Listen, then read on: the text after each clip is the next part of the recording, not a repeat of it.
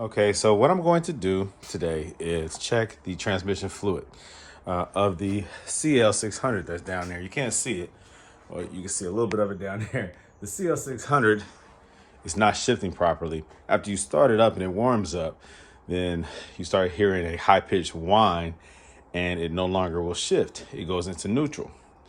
So I was told to check the transmission fluid and see if that's good. Thankfully, I have a comparison, a W215, a CL55 here in my garage, and I can check that transmission fluid with the transmission fluid dipstick. The car does not come with one. You have to order a separate one. Order it off of eBay or Amazon. Check the fluid. I'm going to check it while it's cold, and then let the cars warm up, and then check it when it reaches, I think, 80 degrees is when you need to check it again. And I think that's Fahrenheit or Celsius. I don't know. Basically, let the car warm up and then check the fluid again. I'm doing this as a comparison. They share the same 5-speed transmission. Matter of fact, the SL has the same transmission. What else is out there? That's it. The 5-speed transmission is shared by the S-Class. Oh, there's an S-Class up the street. And I do have another CL up the street too, CL500. So I have a CL55 here. I have a CL600 outside. I have a CL500 up the street and an S55 up the street. They all share the same transmission. Oh yeah, and I have a SL55. I forgot about that one. That's down there too. So the SL, S-Class, CL, they all share the same transmission. The E-Class, if I had one of those during those years, share the same 5-speed transmission. The difference might be the length of the neck for the transmission that you're going to stick the dipstick into. And when I'm referring to the dipstick, you can see over there I have a couple different ones. But the one for this car, that's the difference. I mean, they all have the same motor-ish, the M113, but some are the compressors, so they're the M113Ks. But they have the same engine block, right? And also the same transmission. All right. Internals might be modified for the AMGs and whatever, but they're the same body transmission. Operational wise, they function in the same capacity. I'm not even gonna say the same capacity, but whatever. The dipstick should not, the fluid level does not differ in all these cars. The only thing that differs is the length of the neck for the transmission based on the car, like the SL, the CL, the S-Class, the E-Class. I think even the C-Class has the same 5-speed transmission. All right. So just that neck will be different, meaning how far you have to push the dipstick into it varies. But once the dipstick stops, that's when, hold on, let's see. There we go. For reference, just to make note, this is a fiberglass hood on this wide body Mercedes. Yeah, this is the wide body. If you can't tell, the hood is much lighter than the aluminum one. I just want to say that. Anyway, so here goes the dipstick right here. All right. Looks like this.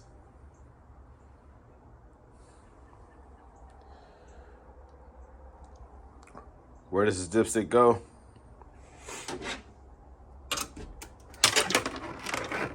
Lay that down. I'm just doing this with one hand, guys, so sorry about that. The dipstick goes right here. This right here. So there might be a red tab right inside of there. It's missing because it has already been opened, but it is a locking tab that if the car has never been checked, the transmission fluid, then that tab will still be present, because once you pull this up, the tab breaks. So you're supposed to replace this cap with another locking cap. Why? I don't know. It just keeps the regular people out of their transmission, I guess. But this is supposed to be a lifetime transmission, and so only the mechanic is supposed to touch this, like a Mercedes shop or mechanic or whatever. So that's why they don't want the common person to be messing around back here.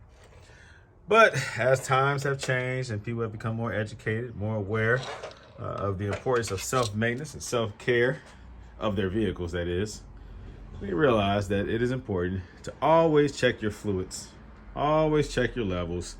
Even if you're not going to be the one that works on them, at least know what's going on with your car, because ignorance is not bliss when it comes to your vehicle. The more you know, the more you can prevent, and the more money you can save, and the longer your car will last. So here goes the 80 degrees. This might be Celsius, I don't know.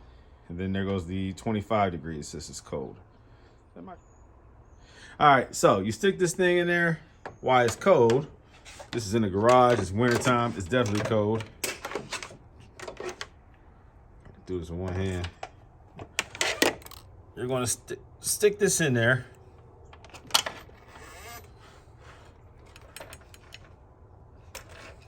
You're gonna feel a little resistance, push past it. You don't have to force it too hard. And you just go down until it stops, until you can't go anymore. You'll know it. There it goes. That's the stopping point. You can't even force it if you wanted to. It stops right there. This is, again, cold temperature. All right. Now, what's the problem here? It's showing that the fluid level is all the way up. What's the problem here? Well, I'm gonna tell you what the problem is. Check it while the car is running. Don't check it while it's cold. Why do I say that? Because once you turn the car on, then it starts siphoning that transmission fluid into the catalytic converter and all the other internals that requires transmission fluid, and your level should go down. Stagnant, or the car turned off and not in operation, not idling even, that fluid level will be not accurate, I guess, regarding, there's no way to check it that way because it's going to fill the whole, indicator up. All right. So you see what happens when you do it with the car off, cold. Let's see what happens when the car is idling, cold. All right, the car is running now. I'm gonna check that dipstick again. Make sure you remove that cap. Put that cap somewhere where it doesn't fall down. Oh, you see that smoke? Yeah, that's from that brake line that's leaking. I got a brake line that's leaking right there, and it's dripping onto the MBH long tube headers. And I was doing some work on it, so a lot of that fluid got on there. So it's burning off. So let's check this dipstick again.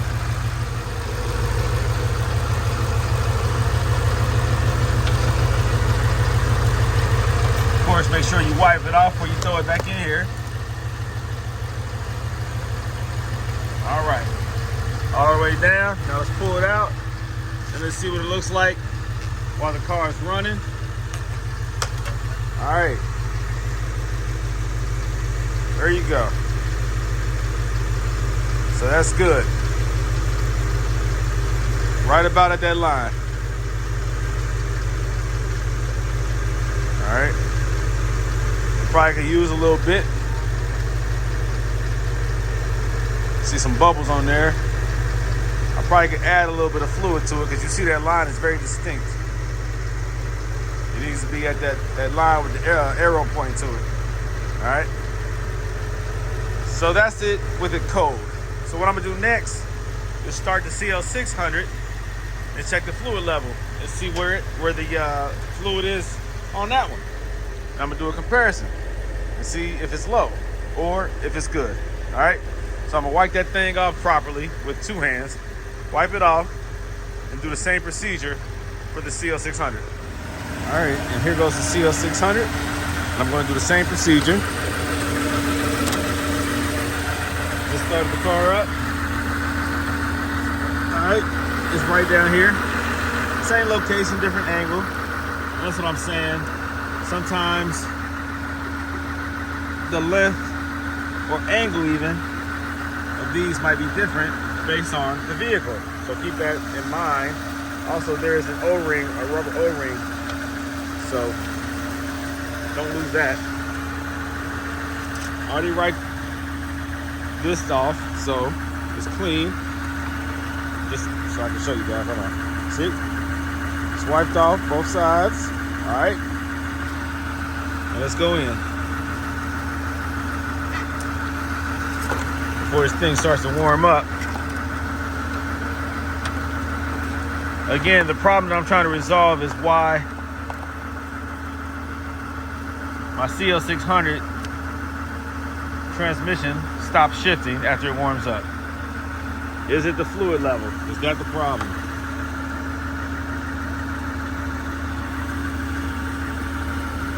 Nope. There's more fluid in this one than it is in the CL55. Look at that. And that's at cold. See? So it's not the fluid level. And let me smell it. Hold on. Does it smell burnt? See, sometimes transmission fluid can smell burnt. It can be discolored. It can be dark. It's supposed to be a pink or red. What color is that? It's dirty.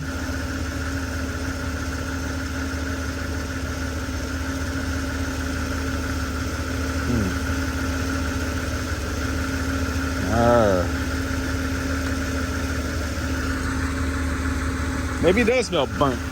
I don't know. Shoot. It might be a bad torque converter or something, or I don't know. It's something going on here. As soon as it warms up, it stops. It stops operating properly.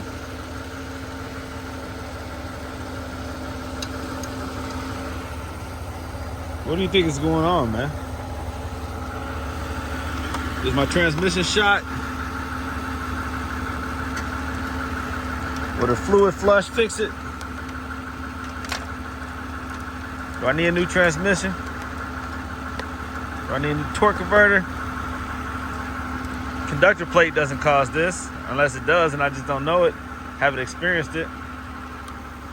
First time for everything. I know I've had a conductor plate issue before, and the symptoms were totally different.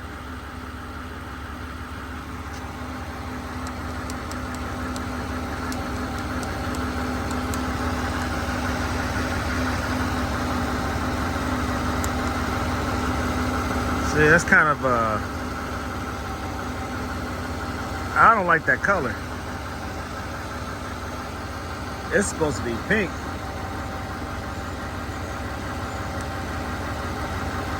That might be burnt. That's not pink. That's doo-doo brown. Indicative of some bad transmission fluid that might just be burnt transmission fluid. Might be caused by the breakdown of the internals of the transmission. I at least need a transmission fluid flush, some new fluid. But you would have to drop the pan to see if there's some metal shavings or just some, I don't know, some broken down material in the transmission pan, the oil pan, because that fluid should not be that dark. I mean, it just might be some bad fluid that just can no longer, on a molecular level, create that pressure and allow the transmission to function the way it's designed to function with good fluid. You know? The viscosity of that fluid, the lubrication of the fluid, the ability for that fluid to create the pressure needed to have a proper functioning transmission might be compromised. Clutch, let me see the clutches.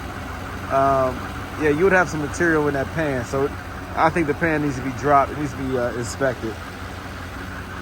because I don't think it's a transmission fluid issue, but the burnt transmission fluid is, I think, indicative of something else going on internally. Yeah. Make sure I don't lose this. I am going to allow these to warm up. I'm gonna check the fluid levels again. I will now take a look at the color of the transmission fluid on the CL55 and see if it's also as dark. It should be really like a pink, red color, not brown, not dark, not black. That's a problem. Okay, so that's a problem. All right, so let me let these warm up. While I'm waiting, I'm gonna go up the street and I'm going to start up the S55 because it's been sitting there for about a week now, and I don't want that expensive battery to go bad. When I first got that car, I put a new battery in it. So let me go ahead and start that thing up. This is such a beautiful car. I'm so irritated that I'm having transmission issues out of this car. So irritated. So irritated. That pisses me off. All right, let me go start these cars up the street, man, and just do something with my time while this car warms up. Okay, so I'm back inside with the CL55. I've given it time to warm up. Let's see what the fluid looks like now.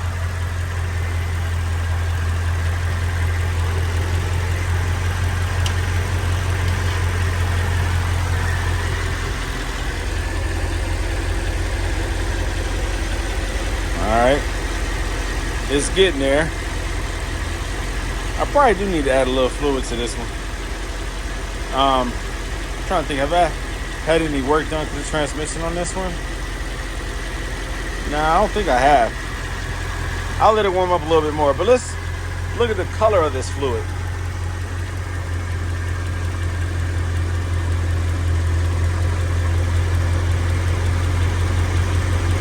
All right, so it has a little bit of an orange hue to it. You can see where there is still some red pigmentation in there.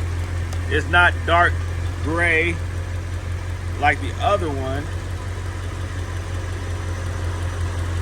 It looks better than the CL600 transmission fluid. And let me smell it.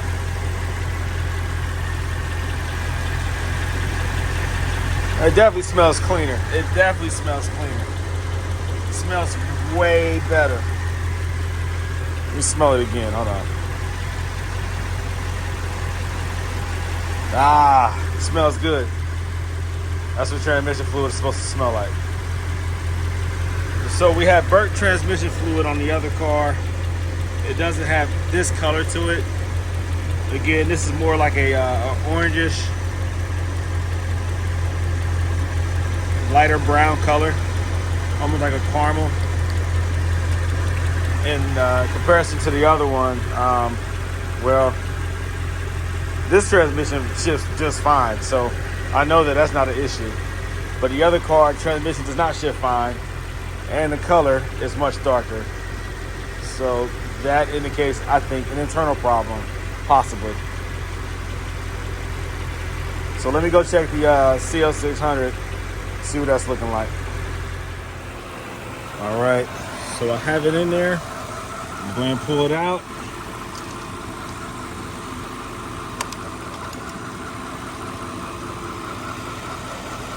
Fluid level is good. It's almost too much in there. Lee, you see that difference? You see that?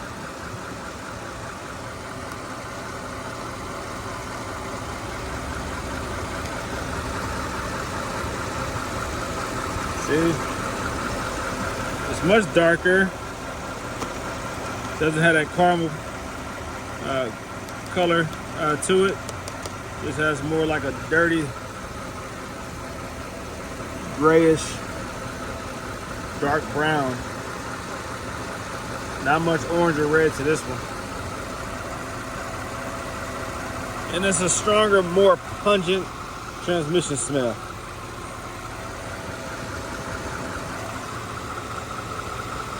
And the level is up.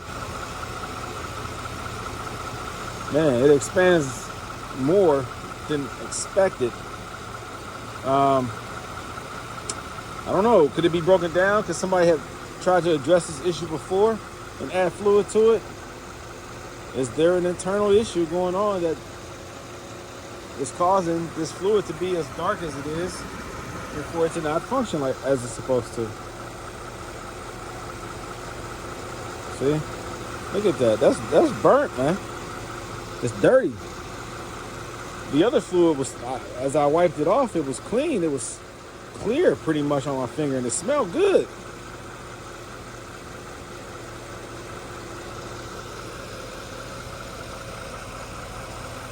Yeah, this stinks. So is that the issue? Is that gonna point me in the right direction? Is it a broken down transmission internally? Clutch plates, catalytic converter, not catalytic converter, torque converter. Is that the issue? With the car warmed up, operating temperature, I'm sure that if I try to, if I put it in drive, that it's not going to drive. Because once it warms up, and it didn't do this at first, like it did it, and then it gave me it did it, and then it went away. And it went away for like 2 months. And all of a sudden, it's doing it every time. How you doing? I bet you if I put this thing in drive, it's not going to drive.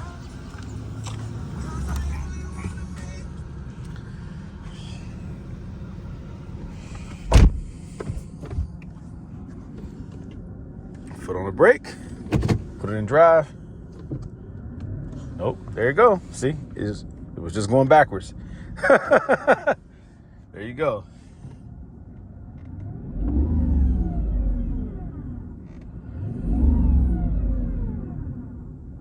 Yep, transmission won't shift.